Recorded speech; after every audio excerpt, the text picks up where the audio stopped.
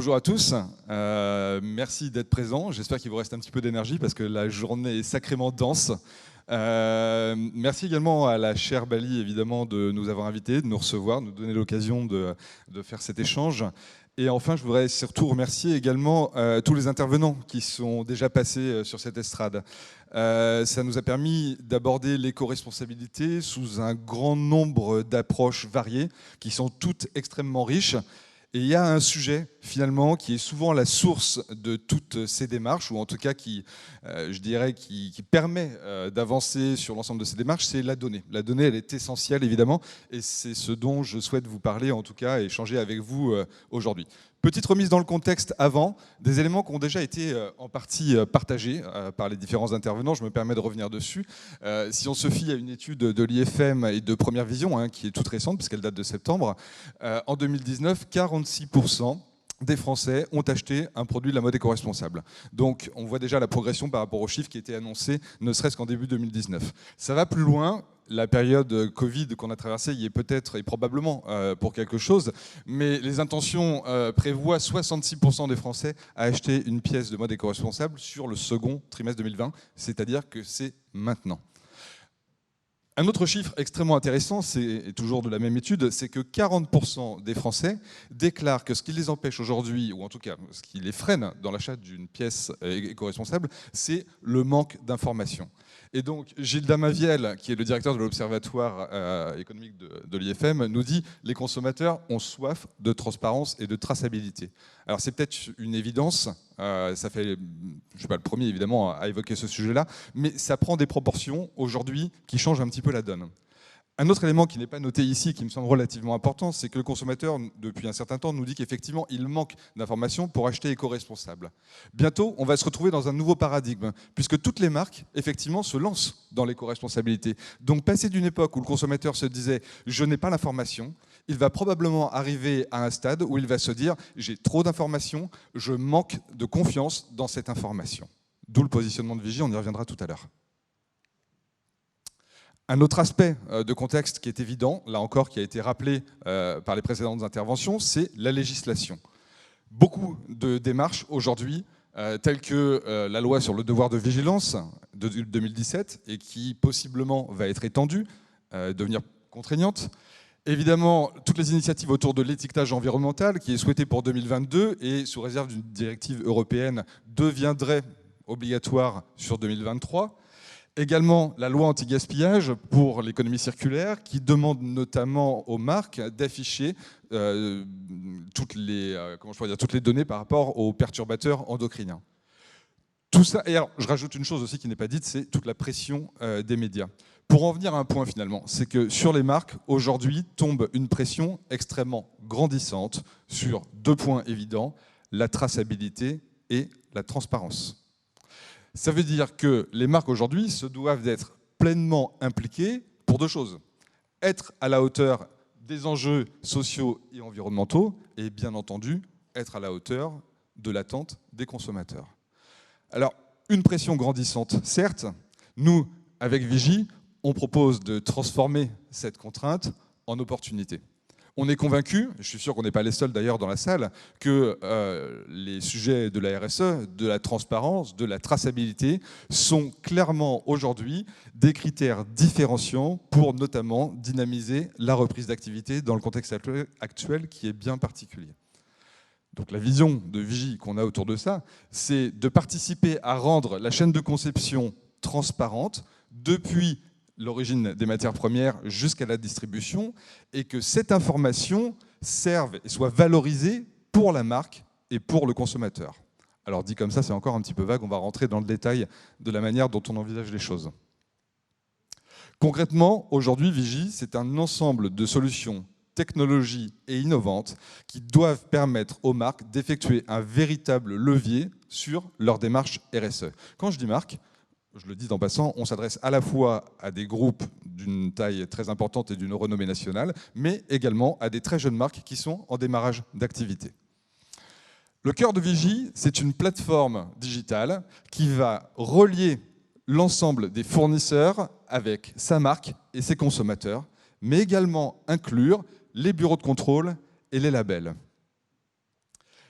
sur cette plateforme, on va récupérer l'ensemble des données RSE de la chaîne de production et toutes les preuves associées. Quand j'entends preuves associées, et c'est là où on parle de confiance du consommateur, c'est tous les éléments effectivement qui sont produits par les labels, par les bureaux de contrôle, des résultats de tests physiques, chimiques, résultats d'audits, sociaux, environnementaux, etc. Avec Vigie, on se concentre sur 3 domaines concernant la RSE, la traçabilité, d'où viennent les produits concrètement et leur matière, tout ce qui est de l'ordre de l'impact environnemental, tout ce qui a trait aux conditions sociales de production, et enfin le premier point qui revient toujours dans les attentes du consommateur en numéro 1, l'innocuité du produit, sa santé. C'est un petit peu la pyramide de Maslow, on est tous concernés d'abord par ce premier élément.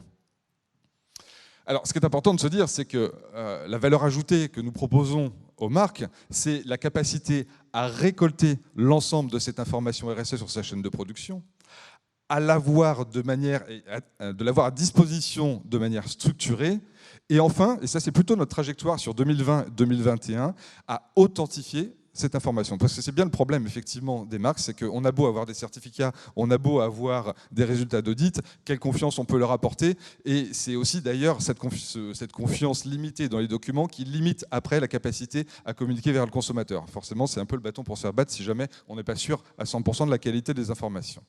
C'est aussi très important vis-à-vis du consommateur, enfin, pour la marque vis-à-vis du consommateur, de valoriser cette démarche RSE. On a tous conscience ici, et ça a largement été dit aussi, faire de la RSE concrètement, c'est un coût, c'est un investissement. Si on veut que les démarches RSE soient pérennes et prennent de l'ampleur, ça veut dire qu'il est impératif de trouver le retour sur investissement par rapport à cette démarche.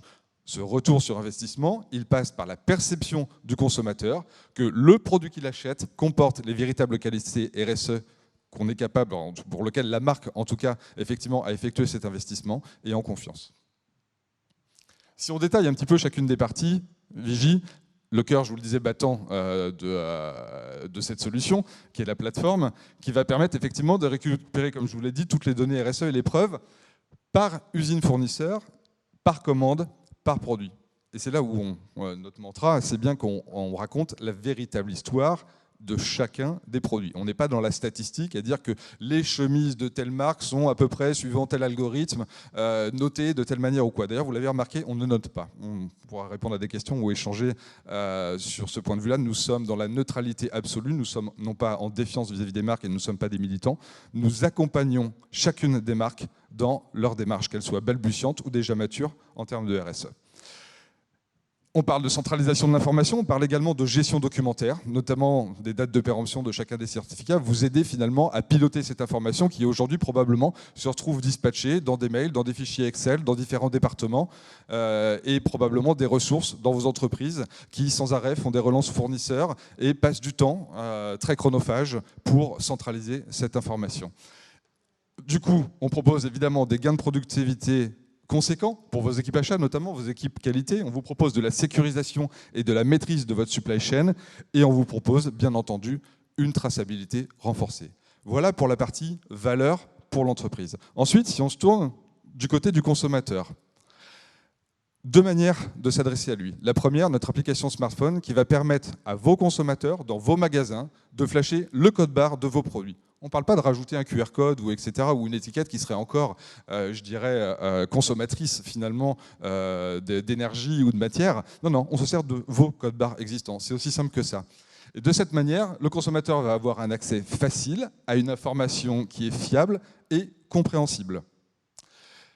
Il va pouvoir avoir la synthèse des véritables paramètres RSE du produit de sa chaîne de conception, du fournisseur, de la marque, dans la mesure de ce que la marque aura décidé de porter à la connaissance du consommateur. Nous ne sommes pas, une fois de plus, des militants, nous n'imposons rien concrètement, mais nous mettons à disposition tous les outils qui vont permettre d'avoir une communication vers la marque par le biais d'un tiers neutre. Je vous parlais tout à l'heure de la confiance du consommateur. Un dernier chiffre vite fait, 75% des Français que nous sommes ont tendance à considérer que le discours d'une marque qu'elle parle d'elle-même est suspicion de greenwashing. Donc la position de tiers neutre, on est la filière du textile, je l'explique dans le cadre de la filière du textile, mais dans d'autres filières, c'est devenu une norme. Il y a un véritable intérêt, effectivement, à avoir ce tiers neutre entre vous et vos consommateurs, en complément de votre propre communication. On ne vient pas pour remplacer votre communication, d'ailleurs on n'est pas un haut-parleur marketing, mais en tout cas un vecteur de légitimité pour votre communication.